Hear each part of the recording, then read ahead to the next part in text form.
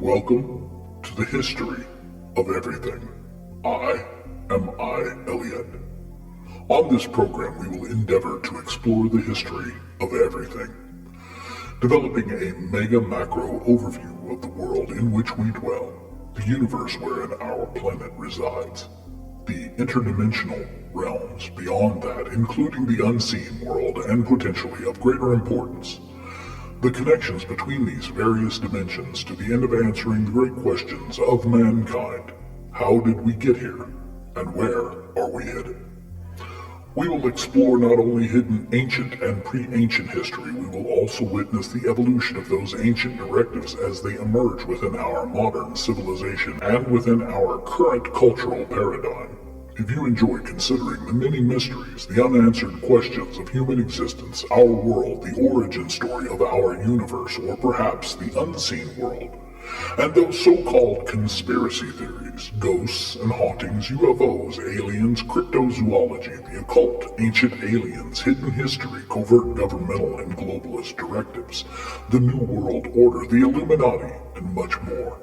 We hope you will enjoy your time here with us.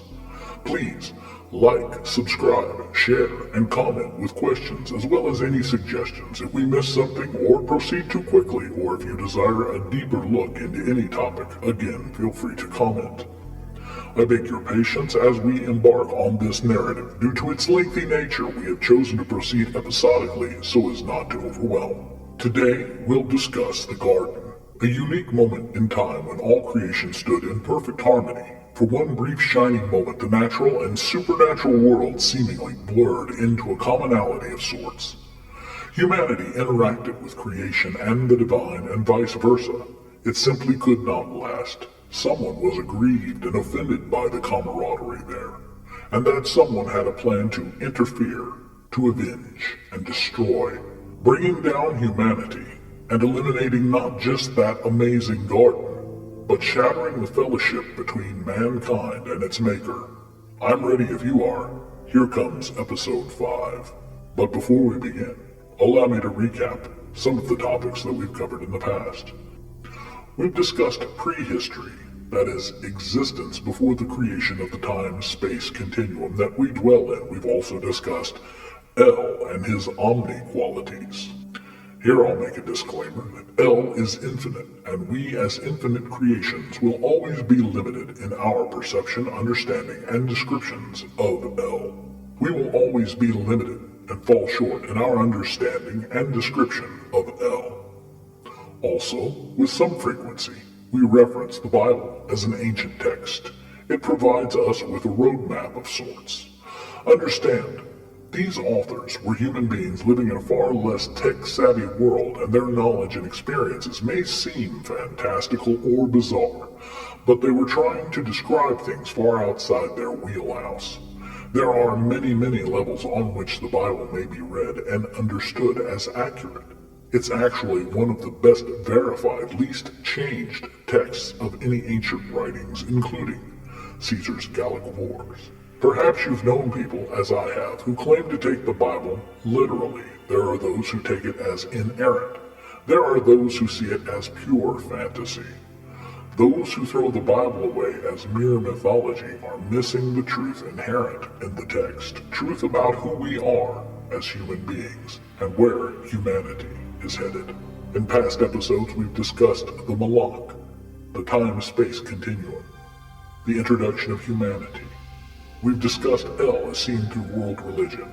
We've discussed Lucifer, his pride, rebellion, and war. In episode 4, we discussed the advent of humanity, and now, episode 5, the garden. El, having finished the work of creation, rested, taking the seventh day as a Sabbath, literally, rest.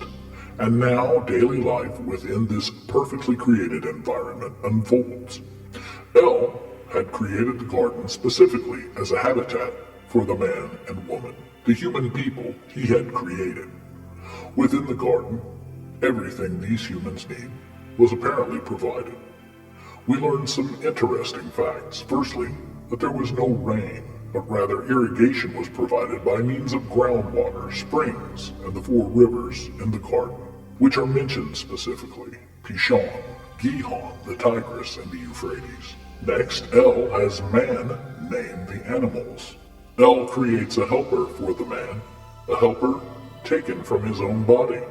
There are all kinds of plants, shrubs, and bushes, and trees for food.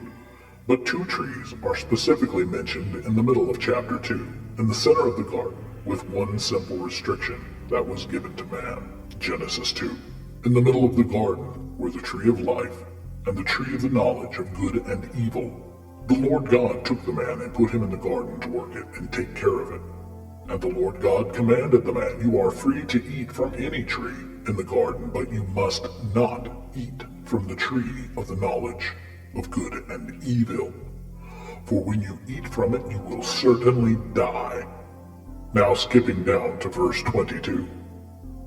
Then the Lord God made a woman from the rib he had taken out of the man, and he brought her to the man. And the man said, "This is now bone of my bones and flesh of my flesh. She shall be called woman, for she was taken out of man.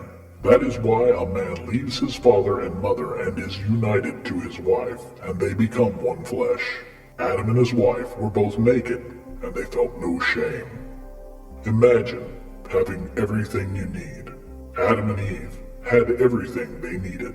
They were given food, water, and a partner for life.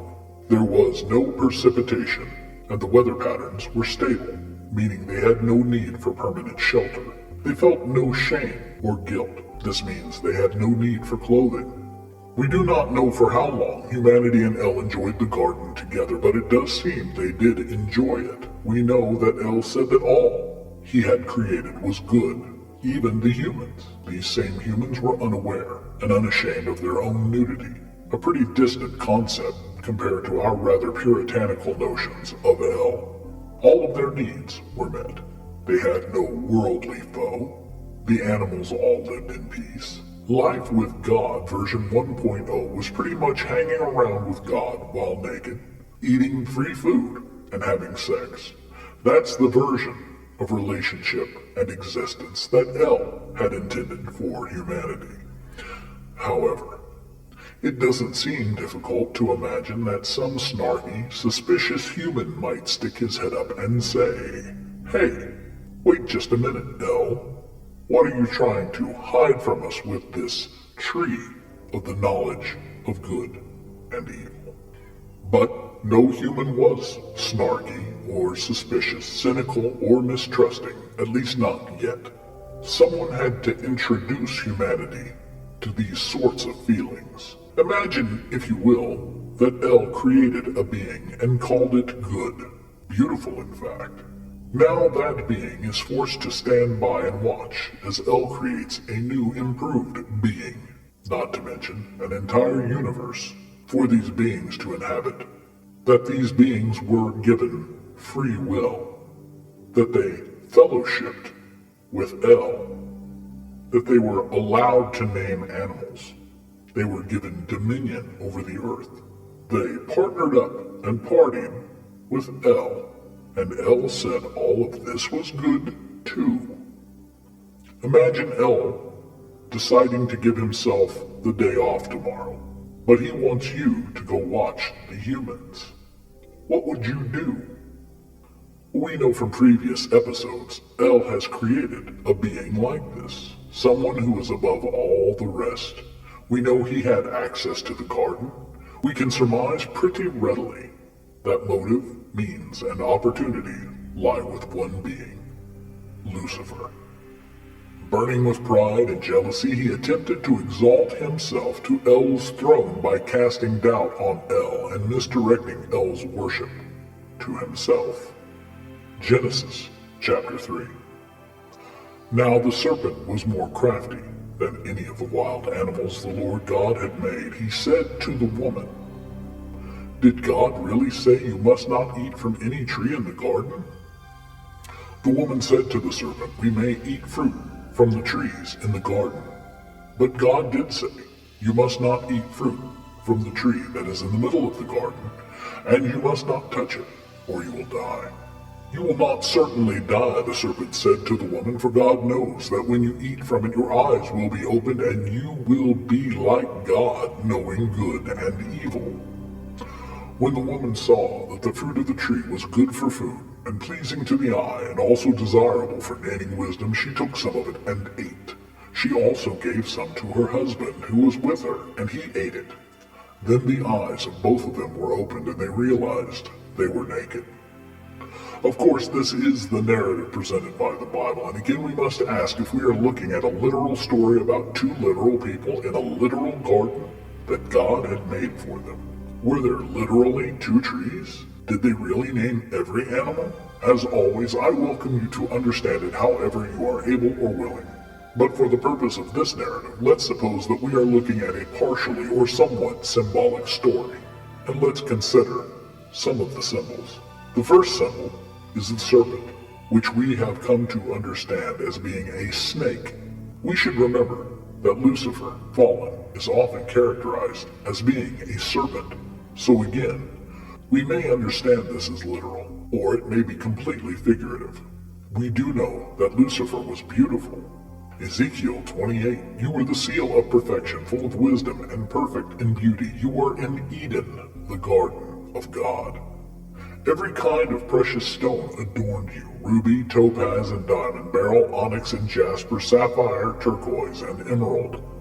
Your mountings and settings were crafted in gold, prepared on the day of your creation. You were anointed as a guardian cherub, for I had ordained you. You were on the holy mountain of God. You walked among the fiery stones. From the day you were created, you were blameless in your ways until wickedness was found in you. Lucifer may have looked like himself. The serpent may actually be a characterization of his intentions. He would have been beautiful and probably trusted. Remember, these pre-fall humans weren't even suspicious. Maybe this is intended to show Lucifer's slick or slimy nature more than being a physical description. It's funny to consider the humorous videos of cats reacting to cucumbers, clips on fail army, and realize that those cats, as well as some other species, seem to have a very clear and seemingly genetic memory that snake spells trouble on a purely reflexive level. Allow me to suggest an alternate theory, since that's what you're here for. What if Lucifer knew he'd be recognized, so he chose a disguise? Or what if, as a being from outside this dimensional plane, Lucifer had no physical, material state at all? He could not be seen or heard. He could not interact physically, so he needed a physical body, a physical form, in order to interact in this physical dimensional plane. Going on from there, what if cold-blooded animals, fish, reptiles, amphibians, etc., due to their cold-blooded nature, lack a certain essential aspect of being, which makes them extremely accessible to commandeer? Imagine a trans-dimensional being who is able to slip into a cold-blooded animal's skin. Imagine what that skin might look like stretched over a humanoid shape. A slight form with an enlarged head and giant lifeless eyes. They might look like serpents, or they might look like lizard men. Another symbol we should consider, the apple. Much has been made of that fruit, and its consequences commonly symbolized by the bitten apple.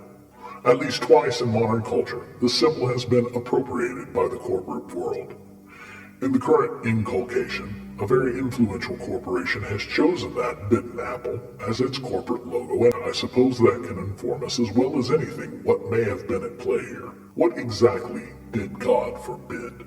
Fruit, apples, eating from the tree of the knowledge of good and evil. This wasn't about a tree or an apple or even an iPhone. It was about knowledge, specifically forbidden knowledge.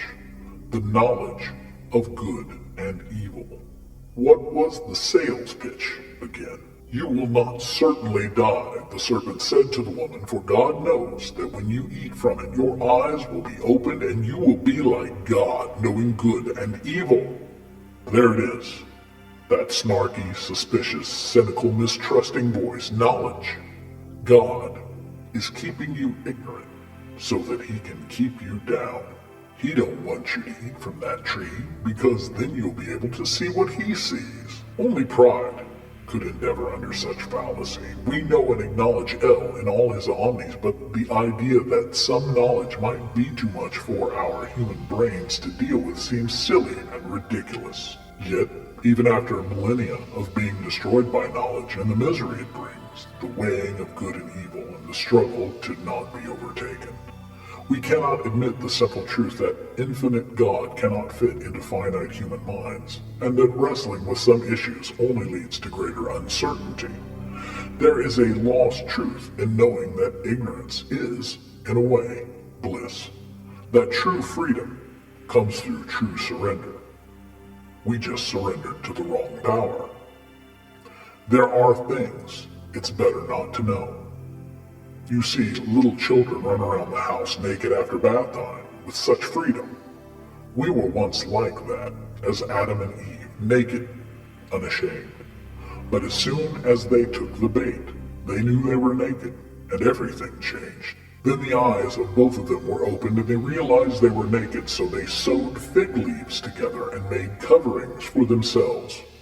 Then the man and his wife heard the sound of the Lord God as he was walking in the garden in the cool of the day, and they hid from the Lord God among the trees of the garden. But the Lord God called to the man, "Where are you?" He answered, "I heard you in the garden, and I was afraid because I was naked, so I hid." And he said, "Who told you you were naked?